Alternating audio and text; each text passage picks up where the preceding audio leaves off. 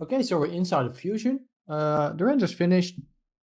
I changed a couple of things still. I had a little bit of too much camera shake, some issues with the light, so I tweaked that a little bit. But essentially they finished. So let's load some stuff in, and then we need to discuss a couple of things on how to do stuff in Fusion. So by default, if you load something in Fusion, you're going to see that everything is way too dark. And the colors are weird. And you can see in this view, I already fixed it. If I turn this thing off, you can see it's all messy, but like because we still have all this information. But remember, we were working in Ace's color space. So we need to tell Fusion to also sort of use the same view transform. So you can do that enabling the LUT, then using the arrow icon and go to OCIO color space, select that, then go to edit, then point this to your OCIO configuration, and then in the source space put ACES -ACES CG, because our input is going to be CG render ACES CG, and output you're going to put it to output Rec 709. So there's multiple Rec 709s. You need to put output Rec 709, and you need to do that in both views. And then with 1 and 2 on your keyboard. So with 2 I can put it in this viewer, and with 1 I can put it in that other viewer. So if I just put space, I can just play. As you can see, I have this render. So the beam gets cut off for some reason, but apart from that, looking pretty good. So let's have a look at our other renders. You can see CryptoMats are named .cryptomat. We're gonna change that later once we get to that point. So let's load in some other stuff. So let's load in embers. Let's load in pyro. No, not that one. That's because I accidentally had that Rob misnamed. So let's call that shockwave. Let's load smoke buff. Terrain we've already loaded. And let's load volume fog. So volume fog, for example, apparently our debris pieces and stuff weren't rendered into this, so something went wrong there, but I guess this is fine. We can probably work with this. You probably want that in your own render, but as again, I'm probably gonna swap this out with my own stuff later. So embers looks fine.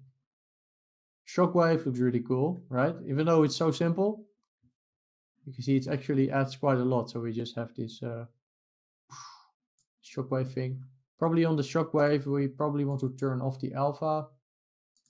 So let's go into import and put it to make alpha solid.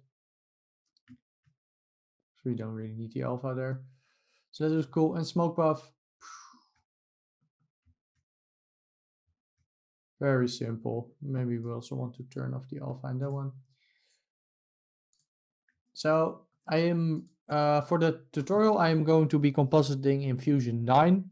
Normally, I've been using, well, since I started using Fusion more often, I've been compositing in Fusion 16 when I got Fusion Studio.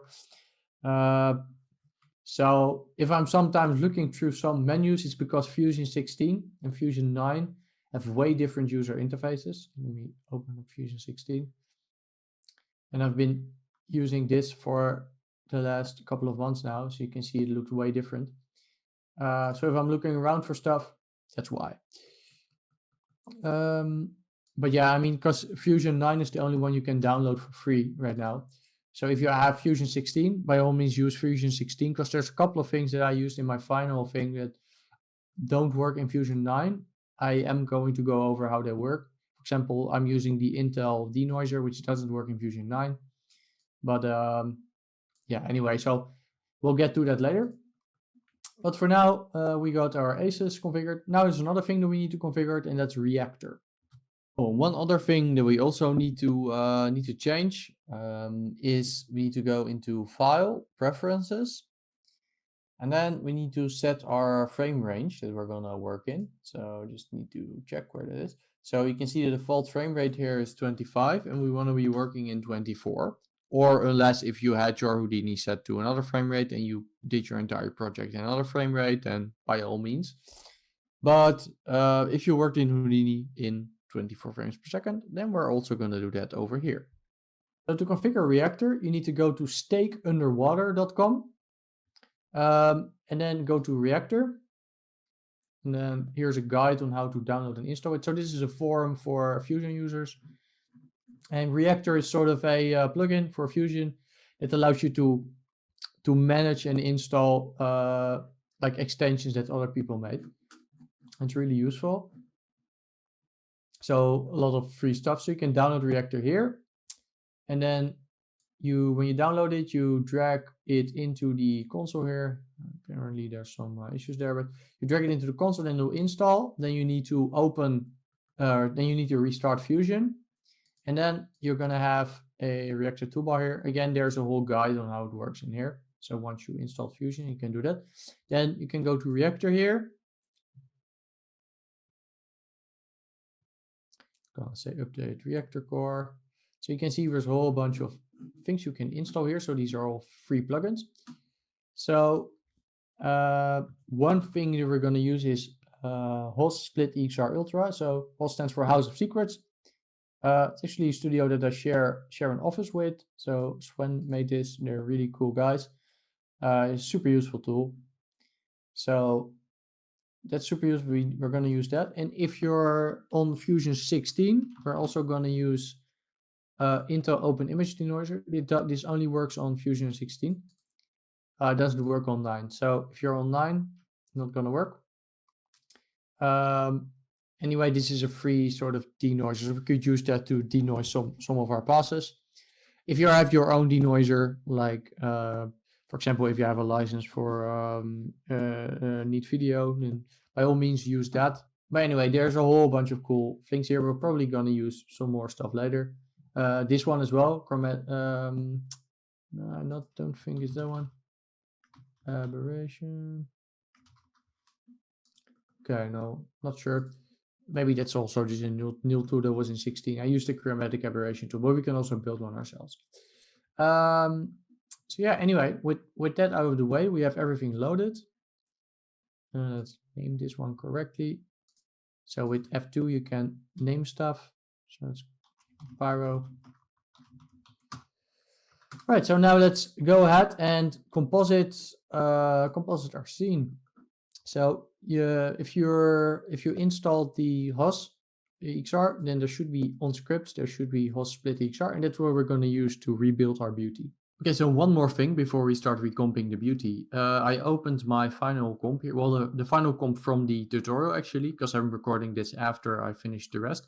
But I'm doing that because if you get stuck at any point during this compositing part and you open the original comp that I'm supplying with the downloads, so and that's going to be with a couple of frames for my final render, not the entire thing of course, because then the download would be too big.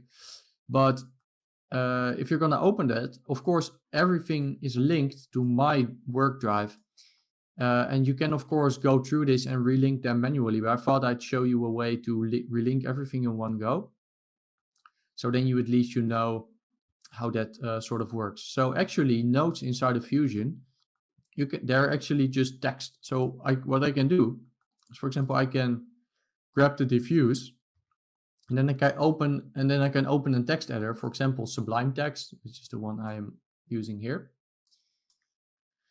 And I can actually just paste that node in here, and then you can see I get some text, and that's all of the parameters that this node contains. And that means I can just change it in here. So what I could do is I could go to find and then replace. And then I could say that, for example, I want to replace this folder, so that drive to, for example, my like your own file path. So for example, that would be C, so it uses 2 slashes in Fusion for some reason. So could replace that with that, and then if I say replace and then copy the text again and then paste it in here, then the loader will be replaced. So what I can do, so I just copy the entire thing and then delete this, paste this in here, then go to find, replace, and then replace all. And I think I'm using a couple of different loaders, so let's search for another W. So there's because I swapped that out later with my original renders, which are in a different folder. So I need to replace that one separately. So then I go to there, swap out that file path as well, replace all. Now I can copy and paste these nodes. You could just delete these, paste these in, and then all of the loaders will be to your new file path. So I'm going to undo this because I want to keep my original file path, of course. So that's probably the easiest way to do it. I think you could probably also do it with preferences here and then go to path manager. Where is it? Path map, and then add a path map. But I'm not sure if that works in this case. So probably do it just with a text editor. So yeah, so wanted to put that out there. So if you need to open my comp, because if you get stuck or want to copy paste some stuff over, that's how you relink everything to your own renders.